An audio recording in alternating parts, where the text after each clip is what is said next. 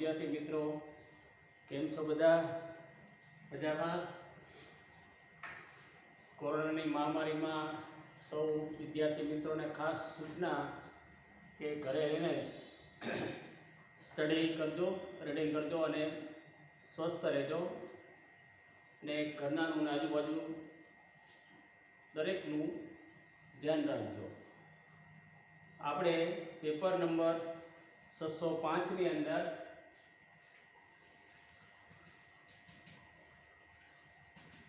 Unit number 1 ENF શરૂ કર્યું છે અને એમાં લગભગ અત્યાર સુધી 2 કે 3 વિડિયો લેક્ચર આપણે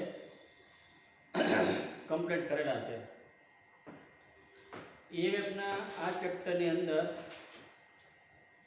આપણે ધ્રુવીભવન પોલરાઇઝેશનનું આવે છે। ધ્રુવીભવનની સમજૂતી આપણે આપેલી છે અને એના ઉપરથી કોપર અને ઝિંકના વોલ્ટેજ કોષમાં વિદ્યુત પ્રવાહનું ઉદાહરણ આપીને આપણે ધ્રુવીભવન આપેલું ધ્રુવીભવનની વ્યાખ્યા સમજાવી છે। ધ્રુવીભવન એટલે એક જગ્યાએ ભેગા થવું અને અમુક સમય પછી એ સેલ જે છે અથવા જે કોષ છે એ નિષ્ક્રિય થઈ જાય અથવા બંધ થઈ જાય તો એને આપણે ધ્રુવીભવન થયું છે એમ આપણે કહી શકીએ। ધ્રુવીભવન થવાના કારણો કયા કયા હોઈ શકે તો ઘણી વખત કોષમાં વાયુ ઉત્પન્ન થતો હોય છે। નિપજ તરીકે ગેસ હાઇડ્રોજન વાયુ અથવા ઓક્સિજન વાયુ ઉત્પન્ન થતો હોય છે અને એના કારણે વીજ પ્રવાહ અવરોધાય છે અને સેલ જે છે એ નબળો પડી જાય છે અથવા ધીમો પડી જાય છે। વાયુ પરપોટા સ્વરૂપે ઉત્પન્ન થવાને કારણે વીજ પ્રવાહ અવરોધાય અને ધીમે ધીમે એ સેલ નિષ્ક્રિય થઈ જાય એટલે કે ધ્રુવીભવન થઈ જાય। એટલે નિપજ તરીકે જો વાયુ ઉત્પન્ન થતો હોય તો પણ ધ્રુવીભવનની ઘટના થઈ શકે। આધુનિક મત પ્રમાણે ધ્રુવ પર થતી આયન બનવાની પ્રક્રિયા અથવા આયન ડિસ્ચાર્જ પ્રક્રિયા દરમિયાન એક તબક્કો ધીમો થતો હશે જે પોલરાઇઝેશન માટે જવાબદાર હોય છે। એના પછી ધ્રુવીભવન દૂર કરવાના ઉપાયો આ પ્રમાણે ધ્રુવીભવન થાય અને સેલ નિષ્ક્રિય બની જાય અથવા બંધ પડી જાય તો એને દૂર કરવાના ઉપાયોની પણ ચર્ચા આપણે યાંત્રિક પદ્ધતિથી, કેમિકલ મેથડથી અને ઇલેક્ટ્રોકેમિકલ મેથડથી આપણે સમજાવી હતી। એની ચર્ચા આગળના વિડીયો લેક્ચરમાં થઈ ગઈ છે। એટલે ધ્રુવીભવન એટલે શું, ધ્રુવીભવન થવાના કારણો અને ધ્રુવીભવન દૂર કરવાના ઉપાયો, આવો એક 7 માર્ક્સનો પ્રશ્ન આપણે પૂછાય છે। ત્યાર પછી વિઘટન વોલ્ટેજ, ડીકમ્પોઝિશન વોલ્ટેજ, એના વિશે આપણે વાત કરી હતી। વિઘટન વોલ્ટેજ માપવાની રીત, મેજરમેન્ટ ઓફ ડીકમ્પોઝિશન પોટેન્શિયલ, એની આપણે ચર્ચા કરી હતી અને ત્યારે આપણે વીજ પ્રવાહ અને વીજ ઘનતા અથવા વિદ્યુત ઘનતાની વ્યાખ્યા આપણે આપેલી છે। વિઘટન વોલ્ટેજની જે છે અગત્યતા અથવા ઇમ્પોર્ટન્સ ઓફ ડીકમ્પોઝિશન વોલ્ટેજ એની આપણે ચર્ચા કરી છે। આજે જે પ્રશ્નની જે ચર્ચા કરવી છે એમાં ઓવર વોલ્ટેજ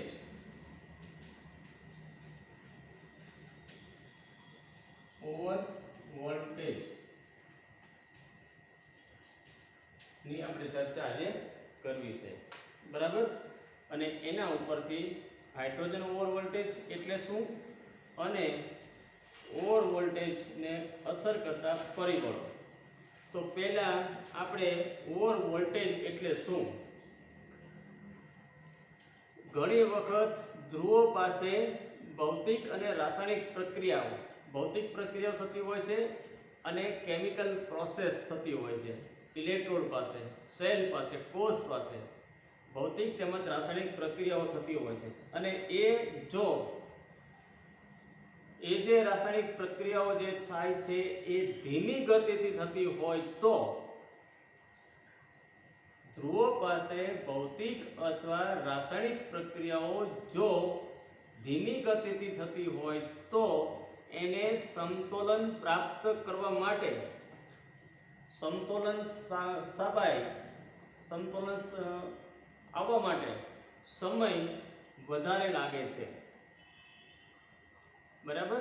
એટલે કે ધ્રુવો પાસે ભૌતિક તેમજ રાસાયણિક પ્રક્રિયાઓ થતી હોય, ધીમી ગતિથી થતી હોય તો સમતોલન સ્થાપવા માટે વધુ સમય લાગે છે। એને આપણે ઓવર વોલ્ટેજ કહી શકીએ। શબ્દ ઉપરથી આપણે નક્કી કરી શકીએ ઓવર વોલ્ટેજ એટલે વધારાનો વોલ્ટેજ આપવો પડે। એટલે કે રાસાયણિક પ્રક્રિયા જો ધીમી ગતિથી થતી હોય અને એને સમતોલન પ્રાપ્ત કરવા માટે વધુ સમય લાગે તો બહારથી વધુ EMF આપવો પડે, તો એને આપણે સાદી ભાષામાં ઓવર વોલ્ટેજ થયું છે એમ કહી શકીએ। એટલે કે ઓવર વોલ્ટેજની ઘટના જોવા મળે છે। હવે આ ઓવર વોલ્ટેજની ઘટનાનો સામનો કરવા માટે આ પ્રમાણે ધીમી ગતિથી થતું હોય અને સમતોલન સ્થાપવા માટે વધુ સમય લાગતો હોય તો આ પ્રકારની પરિસ્થિતિનો સામનો કરવા માટે બહારથી વધુ શક્તિ લગાડવી પડે છે। બહારથી વધુ એનર્જી આપણે એને એટલે કે એ ઇલેક્ટ્રોડને એ ધ્રુવને આપવી પડે છે, તેને ઓવર વોલ્ટેજ કહે છે। એટલે અહીંયા આગળ ઓવર વોલ્ટેજની ઘટના અથવા ઓવર વોલ્ટેજ ક્યારે ઉદ્ભવે તો એના માટે સ્પષ્ટ છે કે જો ભૌતિક અને રાસાયણિક પ્રક્રિયાઓ ધીમી ગતિથી ચાલતી હોય અને સમતોલન સ્થાપવા માટે વધુ સમય લાગતો હોય તો અને એ ધીમી પડેલી ગતિને ઝડપી કરવા માટે અને સમતોલન ઝડપથી સ્થપાય એના માટે એ ધ્રુવને બહારથી વોલ્ટેજ આપવો પડે, વધુ શક્તિની જરૂર પડે। આ જે વધુ EMF જે આપવાની વાત છે, વધુ વોલ્ટેજ આપવાની વાત છે, એને આપણે ઓવર વોલ્ટેજ કહી શકીએ। દાખલા તરીકે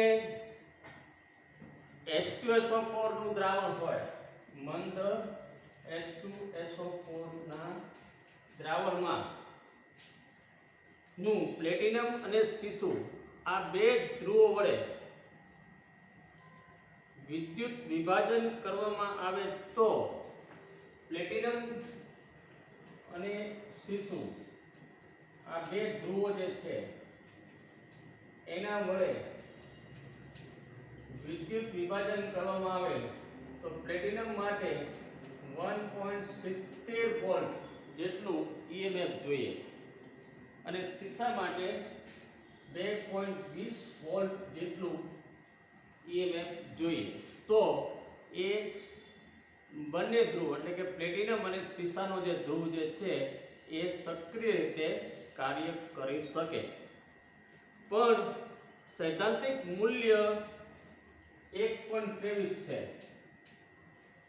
આ પ્લેટિનમ અને સીસાનું જે પોટેન્શિયલ જે છે એ 1.23 વોલ્ટ છે, એટલે કે 1.23 વોલ્ટ જેટલું હોય અથવા એનાથી ઓછું હોય ત્યારે એની ગતિ ધીમી પડે છે અને સંતુલન સ્થાપવા માટે વધારે સમય લાગે છે।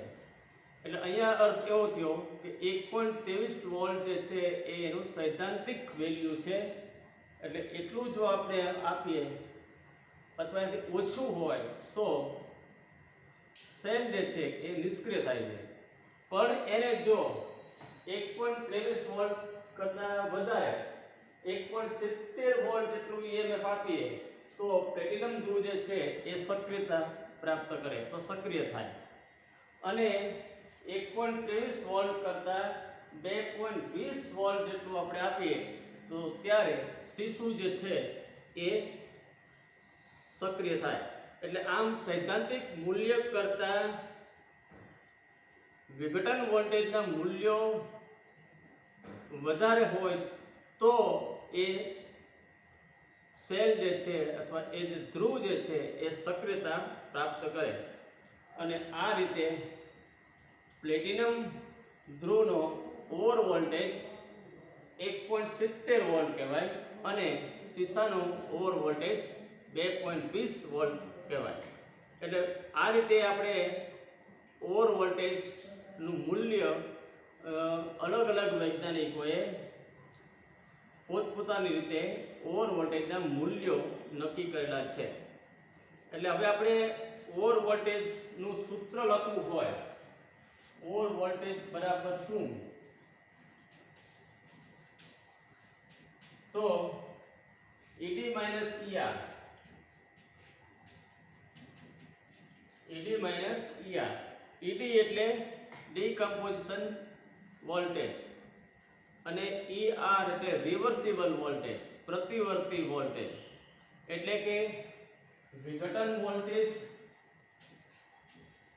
અને પ્રતિવર્તી વોલ્ટેજ. એટલે કે વિઘટન વોલ્ટેજ અને પ્રતિવર્તી વોલ્ટેજના તફાવતને ઓવર વોલ્ટેજ કહી શકાય. પણ પ્રશ્ન એ છે કે ઓવર વોલ્ટેજની શું કામ જરૂર પડે છે? તો સૈદ્ધાંતિક વોલ્ટેજનું જે વિઘટન વોલ્ટેજનું મૂલ્ય જે હોય એના કરતાં વધારે વોલ્ટેજ આપીએ તો જ એ સેલ સક્રિયતા પ્રાપ્ત કરે છે અને સમતોલ સ્થિતિ પ્રાપ્ત કરે છે. એટલે આ પ્રમાણે ઓવર વોલ્ટેજનું જરૂરિયાત છે અથવા મળે છે. એટલે વિઘટન વોલ્ટેજ અને પ્રતિવર્તી વોલ્ટેજના તફાવતને ઓવર વોલ્ટેજ કહે છે અથવા પોલરાઇઝેશન અથવા ધ્રુવીભવન વોલ્ટેજ કહે છે. અને આ વખતે ધ્રુવ જે છે એ ધ્રુવીભવન થાય છે અથવા પોલરાઇઝેશનની ઘટના બને છે. તો આ રીતે ઓવર વોલ્ટેજ જે છે. એક બીજું આપણે ઉદાહરણ લેવું હોય તો પીબી લેડ. પીબી જે છે ઇલેક્ટ્રોડનો ઉપયોગ કરી વન નોર્મલ એસ્ટિયોસોપરનું વિદ્યુત વિભાજન કરવામાં આવે ત્યારે ED બરાબર -1.67 વોલ્ટ. લેડ માટે લેડ ધ્રુવનો વન નોર્મલ એસ્ટિયોસોપરના વિદ્યુત વિભાજન કરવાનું હોય ત્યારે ED નું મૂલ્ય છે 1.67 વોલ્ટ માઇનસ પ્રતિવર્તી વોલ્ટેજ છે એ પ્લસ 1.23 વોલ્ટ. બરાબર. એટલે કે -1.67 વોલ્ટ એ એનો ED છે, એટલે કે વિઘટન વોલ્ટેજ છે પીબી ઇલેક્ટ્રોડનો. આ તમને ઓવર વોલ્ટેજનો જ્યારે પ્રશ્ન પૂછાય ત્યારે એની વ્યાખ્યા આપવાની, સમજાવવાનું અને આ પ્રમાણે આ પહેલું ઉદાહરણ આપ્યું એ ઉદાહરણ લખવાનું. અવવાદ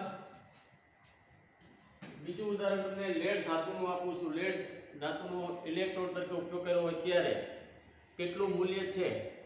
તો લેડ ઇલેક્ટ્રોડનો ઉપયોગ કરી વન નોર્મલ એસ્ટિયોસોપરનું વિદ્યુત વિભાજન કરવામાં આવે ત્યારે ED નું મૂલ્ય છે -1.67 અને ER નું મૂલ્ય છે -1.23 વોલ્ટ.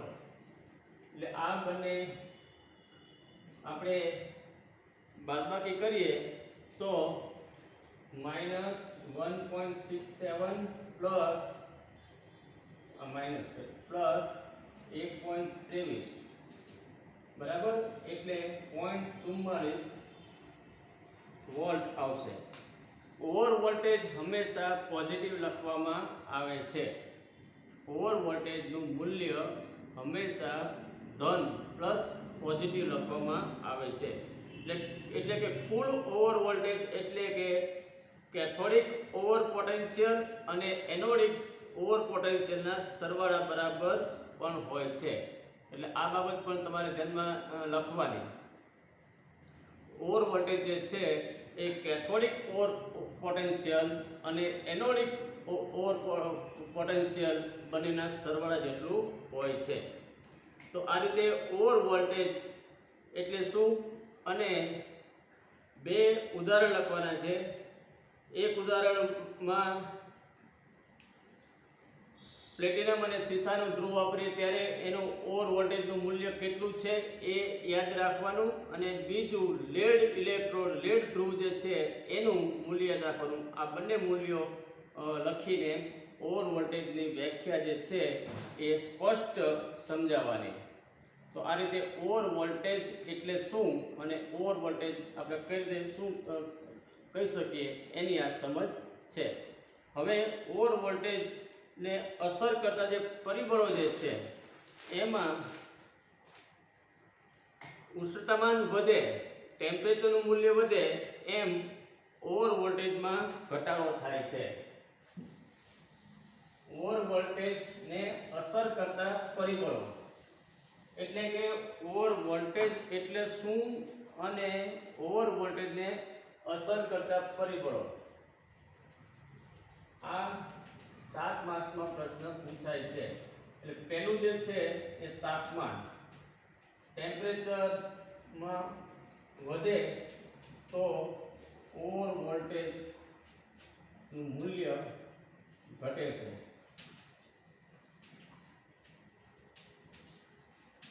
બરાબર. ઓવર વોલ્ટેજ તાપમાન વધતા ઓવર વોલ્ટેજમાં ઘટાડો થાય છે. વિદ્યુત પ્રવાહની ઘનતા વધતા ઓવર વોલ્ટેજ વધે છે. આપણે આગળના લેક્ચરમાં વીજ ઘનતા એ સમજાવ્યું છે. એટલે વીજ ઘનતા વધે તો ઓવર વોલ્ટેજનું મૂલ્ય વધે છે.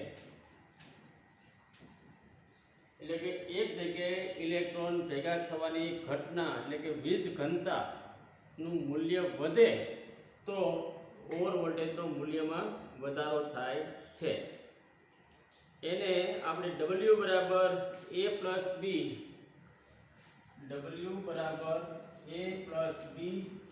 log I આ જે સમીકરણ છે એ મુજબ પણ આપણે એનો ગ્રાફ દોરીએ અને એના ઉપરથી ઢાળ B નું મૂલ્ય મળે, જ્યાં W બરાબર ઓવર વોલ્ટેજ, I બરાબર કરંટ ડેન્સિટી વીજ ઘનતાનું મૂલ્ય વધે તો ઓવર વોલ્ટેજનું મૂલ્ય વધે છે. અને A અને B અચળાંકો છે. આ ઓવર વોલ્ટેજ છે અને આ વીજ ઘનતા ડેન્સિટીનું મૂલ્ય વધે તો ઓવર વોલ્ટેજનું મૂલ્ય વધે છે. એટલે W બરાબર A plus B log I અને W વર્સિસ log I નો આપણે ગ્રાફ દોરીએ અને એના ઉપરથી y બરાબર mx પ્લસ c અચળાંક જે છે c નો મૂલ્ય આપણે એટલે કે p નું મૂલ્ય આપણે નક્કી કરી શકીએ. એટલે કે W અને log I નો આપણે આલેખ દોરીએ, સુરેખ મળે અને એનો ઢાળ જે છે એ ઢાળના મૂલ્ય ઉપરથી આપણને આ જે બીજ અચળાંક જે છે એનું મૂલ્ય આપણને મળી શકે. અને મર્ક્યુરસ, Ag, નિકલ, લેડ જેવા કેથોડ માટે ઢાળ B નું મૂલ્ય 0.12 વોલ્ટ મળે છે. B નું મૂલ્ય 0.12 મળે છે. વોલ્ટ નહીં આવે, અચળાંક છે એટલે કોઈ એકમ આવી શકે નહીં. તો આ રીતે તાપમાન વધારો થાય તો ઓવર વોલ્ટેજનું મૂલ્ય ઘટે છે. એટલે ઓવર વોલ્ટેજના મૂલ્ય ઉપર તાપમાનની કેવી અસર છે? તાપમાન વધે એટલે કે વિદ્યુત વિભાજનની જ્યારે આપણે પ્રક્રિયા શરૂ હોય તો એ દરમિયાન આપણે ધીમે ધીમે ટેમ્પરેચરનો વધારો કરતા જઈએ તો ઓવર વોલ્ટેજનું થવાનું જે પ્રમાણ છે અથવા ઓવર વોલ્ટેજ થવાની જે ઘટના છે એ ઓછી બને છે. એટલે બહારથી આપણે વધુ EMF આપવો પડતો નથી અથવા ઓછો આપવો પડે છે. એટલે તાપમાનનું મૂલ્ય ઘટે છે. જો ધ્રુવ આગળ વધુ પ્રમાણમાં ઇલેક્ટ્રોન ભેગા થાય અને એના કારણે વીજ ઘનતાનું મૂલ્ય વધે તો પણ ઓવર વોલ્ટેજનું મૂલ્ય વધે છે. એટલે કે ઇલેક્ટ્રોન એક જગ્યાએ ભેગા થાય, ધ્રુવીભવનની ઘટના બને અને એના કારણે વીજઘનતાના મૂલ્યમાં વધારો થવાથી ઓવર વોલ્ટેજનું મૂલ્ય વધે છે. એટલે સાદી ભાષામાં આપણે કરવું તો W બરાબર A plus B log I, જ્યાં W બરાબર ઓવર વોલ્ટેજ અને I બરાબર વીજઘનતા. એટલે કે વીજઘનતાનું મૂલ્ય આપણે વધે તો ઓવર વોલ્ટેજનું મૂલ્ય વધે છે. પીએચ ની શું અસર થાય? તો દ્રાવણનું પીએચ હાઇડ્રોજન ઓવર વોલ્ટેજ ઉપર થોડી અસર કરે છે. આપણે હાઇડ્રોજન ઓવર વોલ્ટેજનો થોડો ટોપિક જે છે એ આને પછી લેવો છે, પણ હાઇડ્રોજન ઓવર વોલ્ટેજ પર થોડી અસર કરે છે. સાંદ્ર એસિડ કે બેઝ ના દ્રાવણમાં થોડા વિચલન જોવા મળે છે, પરંતુ એકંદરે હાઇડ્રોજન ઓવર વોલ્ટેજ અથવા ઓવર વોલ્ટેજ પીએચ થી સ્વતંત્ર છે. વિદ્યુત વિભાજન દરમિયાન જે દ્રાવણ જે છે એ દ્રાવણની પીએચ એસિડિક હોય કે બેઝિક હોય તો એના કારણે ઓવર વોલ્ટેજના મૂલ્ય ઉપર કોઈ અસર થતી નથી. એટલે આપણે કહી શકીએ કે હાઇડ્રોજન અથવા ઓવર વોલ્ટેજનું જે મૂલ્ય જે છે એ પીએચ થી સ્વતંત્ર છે. હવે ઉપયોગમાં લીધેલા ધ્રુવની સપાટી કેવી હોય તો ઓવર વોલ્ટેજના મૂલ્ય ઉપર શું અસર કરે એ આપણે પછીનો જે પોઈન્ટ અહીંયા પીએચ જે છે એ સ્વતંત્ર છે. ચોથું, ઉપયોગમાં લીધેલા ધ્રુવની સપાટી, બરાબર, કાળી સપાટી, લીસી સપાટી, ખરબચડી સપાટી એ એના ઉપરથી ઓવર વોલ્ટેજનું મૂલ્ય અસર કરે છે. ધ્રુવની અસરકારક ક્ષેત્રફળ, ધ્રુવ જે ઉપયોગીતા હોય એનું જે સ્ક્વેર જે છે અથવા જે એરિયા જે છે એ એરિયા વધારીએ તો ઓવર વોલ્ટેજનું મૂલ્ય ઘટે છે. એટલે ધ્રુવ જોની સપાટી અસરકારક ક્ષેત્રફળ વધારે હોય તો ઓવર વોલ્ટેજનું મૂલ્ય ઘટે છે. બરાબર, અસરકારક ક્ષેત્રફળ વધારતા ઓવર વોલ્ટેજનું મૂલ્ય ઘટે છે. દાખલા તરીકે લીસા પ્લેટિનમ કરતા કાળા પ્લેટિનમ માટે ઓવર વોલ્ટેજનું મૂલ્ય ઘણું ઓછું હોય છે. લીસા પ્લેટિનમ કરતા કાળા પ્લેટિનમ માટે ઓવર વોલ્ટેજનું મૂલ્ય ઘણું ઓછું હોય છે.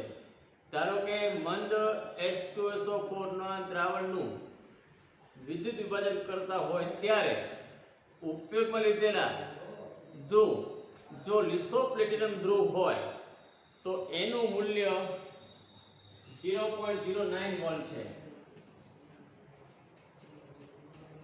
0.09 છે, બરાબર.